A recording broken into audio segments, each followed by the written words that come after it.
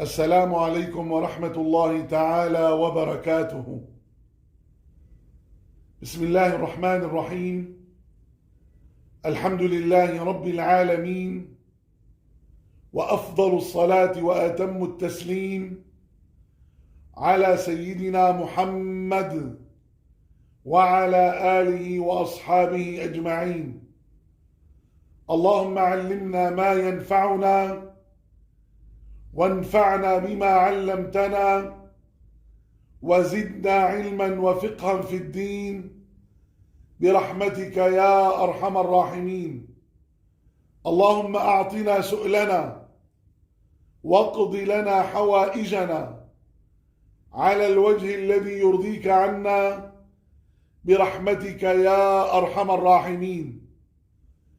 أيها الإخوة الكرام، أجر الصابرين المحتسبين. أيها الإخوة الكرام، يقول ربنا سبحانه وتعالى في القرآن الكريم في سورة البقرة: ولنبلونكم بشيء من الخوف والجوع ونقص من الأموال والأنفس والثمرات وبشر الصابرين. ويقول ربنا سبحانه وتعالى في القرآن الكريم أيضا في سورة الزمر: إنما يوفى الصابرون أجرهم بغير حساب. اللهم اجعلنا من الصابرين المحتسبين برحمتك يا أرحم الراحمين. ويقول سيدنا محمد صلى الله عليه وسلم في الحديث الصحيح الذي أخرجه الإمام البخاري رحمه الله تعالى في صحيحه، والإمام مسلم رحمه الله تعالى في صحيحه، عن أبي سعيد وأبي هريرة رضي الله تعالى عنهما عن النبي صلى الله عليه وسلم قال: ما يصيب المسلم من نصب ولا وصب ولا هم ولا حزن ولا أذى ولا غم حتى الشوكة يشاكها إلا كفر الله بها من خطاياه، أو كما قال عليه الصلاة والسلام. أيها الإخوة الكرام، ومعنى قوله صلى الله عليه وسلم: ما يصيب المسلم من نصب، النصب هو التعب،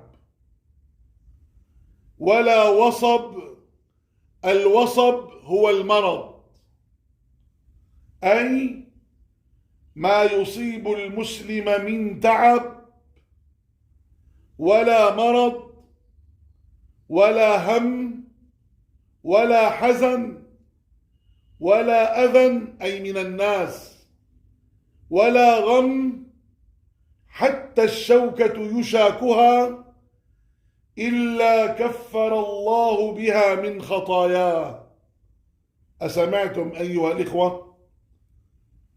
أسمعتم إلى الأجر والثواب العظيم لمن يصبر ويحتسب ويطلب الأجر من الله سبحانه وتعالى على هذا التعب وعلى هذا المرض؟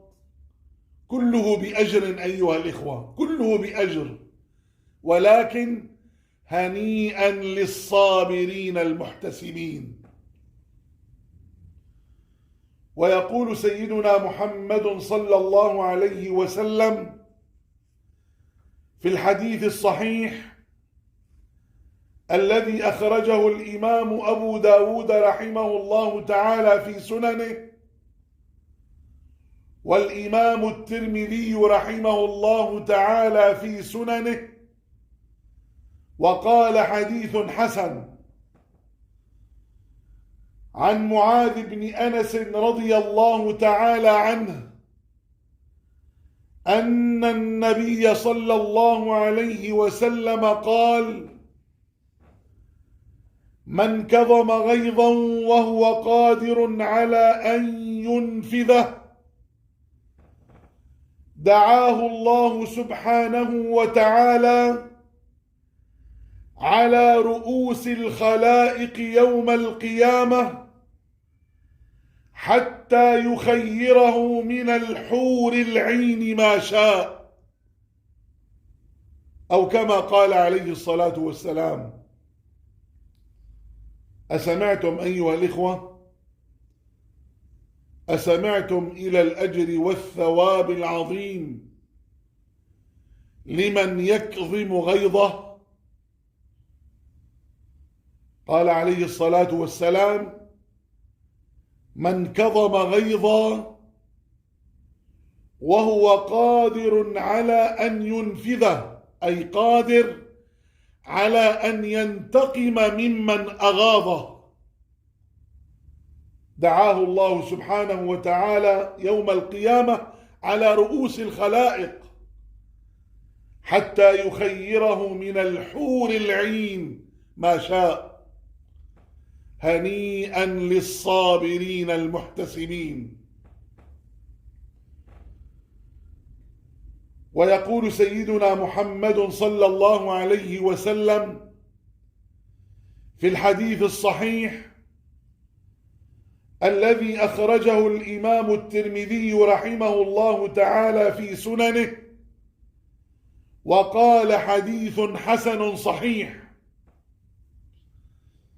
عن أبي هريرة رضي الله تعالى عنه قال: قال رسول الله صلى الله عليه وسلم: ما يزال البلاء بالمؤمن والمؤمنة في نفسه وولده وماله حتى يلقى الله تعالى وما عليه خطيئة. الله الله، أو كما قال عليه الصلاة والسلام. أسمعتم أيها الإخوة؟ أسمعتم إلى الأجر والثواب العظيم للصابرين المحتسبين؟ هنيئا للصابرين المحتسبين لما يأخذوه من الأجر والثواب العظيم بسبب صبرهم على البلاء والمصائب. ما يزال البلاء بالمؤمن والمؤمنة، أي ينزل بالمؤمن والمؤمنة. ما يزال البلاء ينزل بالمؤمن والمؤمنة في نفسه، يصيبه مرض في نفسه، وولده يصيبه مرض في ولده، أو ربما يموت ولده، وماله، ربما هذا المال يسرق، ربما هذا المال ينهب يسلب، ربما هذا المال ينصب عليه فيصبر ويحتسب. لذلك أيها الإخوة الكرام، هنيئا ثم هنيئا ثم هنيئا للصابرين المحتسبين، لأنهم يصبرون على البلاء والمصائب.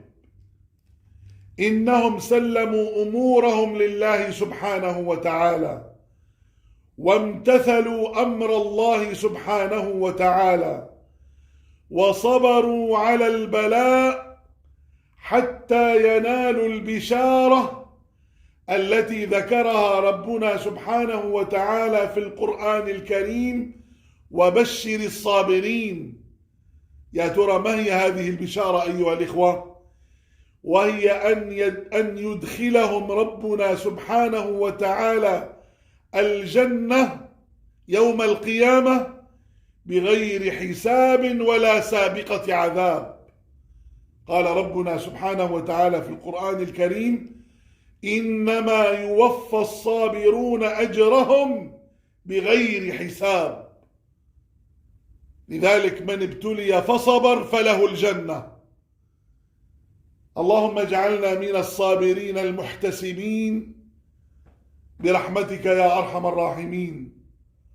اللهم اجعلنا من الصابرين المحتسبين برحمتك يا أرحم الراحمين، حتى نكون من الذين يدخلون الجنة بغير حساب ولا سابقة عذاب. يا رب يا رب، نسألك أن تجعلنا من الصابرين المحتسبين نحن وجميع المسلمين في مشارق الأرض ومغاربها، وكل من يلوذ بنا برحمتك يا أرحم الراحمين. آمين آمين آمين، والحمد لله رب العالمين، وصلى الله وسلم وبارك وعظم وأنعم على سيدنا محمد وعلى آله وأصحابه أجمعين. والسلام عليكم ورحمة الله تعالى وبركاته.